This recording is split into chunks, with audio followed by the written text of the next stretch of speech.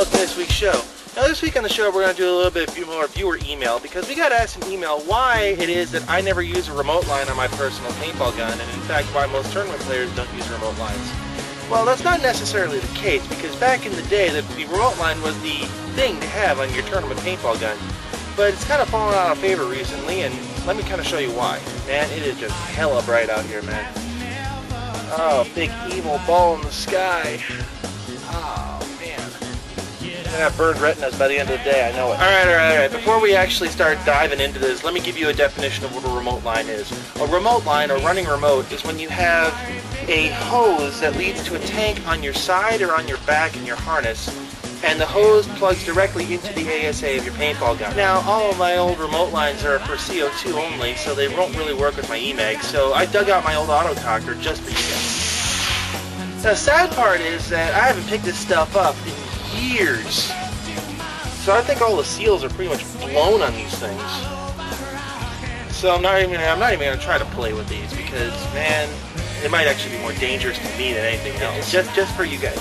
All for you. So why in the world would you want to do this? Well, a lot of it has to do with comfort. Yeah, I know there's no hopper on top of this gun here, but, you know, we're not actually playing today, so, you know, work with me here. I'm still on that budget thing.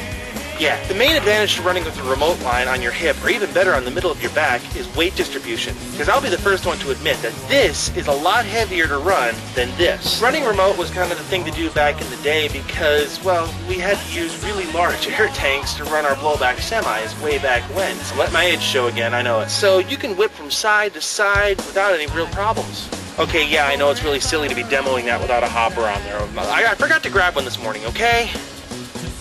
Sheesh. Another good point about running remote is that it helps prevent liquid from entering into the paintball gun. I talked to Punisher about this and he brought it up, and that is since you've got the air tank vertical and you've got the valve pointed vertically, odds are you're not going to get any liquid into your paintball gun.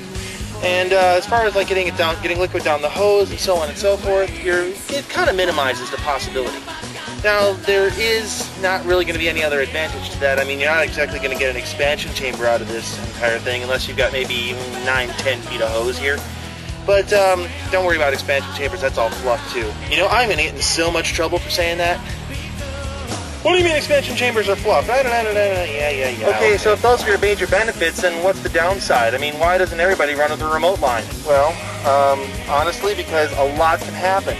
Because you've got this big dangly thing hanging off the back end of your gun, it can get caught on stuff. Okay, granted, this is probably not going to happen to you on a speedball field, but if you're playing out in the woods and you're going through the brush, this stuff is just going to snag on everything. Oh sure, you laugh. It's happened to me. Plus, if you got a coiled remote line, sometimes it snags on itself, which can kind of put a crimp in your day when you see somebody over there and you try to bring the gun to your shoulder and you've got a lot of resistance to do that. That's all tangled. I'm telling you, this show's reminding me why I don't run remote. If you have a steel-braided remote hose like this, the hose has a tendency to stick out on its own. And if you've got this sticking out of a bunker and I see it, speaking for myself, I'm going to take a shot at it. It's a part of your equipment, and this is just as good as hitting you in the goggles. And believe me, it stinks when you get it eliminated because your remote line was sticking out. Now, if you want to get rid of the whole remote line wing and way out thing, and you're fairly resourceful, what you can do is you can actually put a hole in your jacket or jersey, and then run the remote line through the hole, underneath your jacket, and then through your sleeve. But to be honest, for me, that's a little bit more work than it's worth. Another disadvantage is that effectively you're tied to your gear. I mean, unless you take off your entire pack, you just can't put your gun down and go for a soda. I mean, it's just a pain. So what exactly am I saying during this episode? Am I telling you not to run with a remote line? No, that's not what I'm saying at all. What I'm saying is it's different strokes for different folks. If you're comfortable running a remote line and you want to take all the weight off the paintball gun, hey, that's your prerogative, and I'm not going to fault you for it. Just understand that there's going to be some downsides as well as the upsides to running with a remote line. Speaking for myself, give me a good on-gun tank system anytime. But that's just my style. If you want to run remote, hey, all the power to you. Please do. I just like having the ability to put my paintball gun down and not have to worry about like walking away. The way I figure it, the less extraneous stuff I have hanging off my body, the better. I mean, you see some of the guys running around with squeegees on lanyards like this? There's a reason I don't do that. The term running garrote has a very deep meaning to me.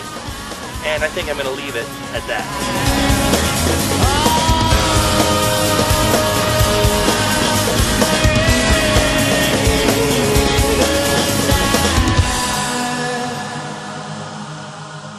there's an old saying that only mad dogs and Englishmen go out in the midday sun. Seems that silly web show producers of this are among the same breed, I think. Yeah.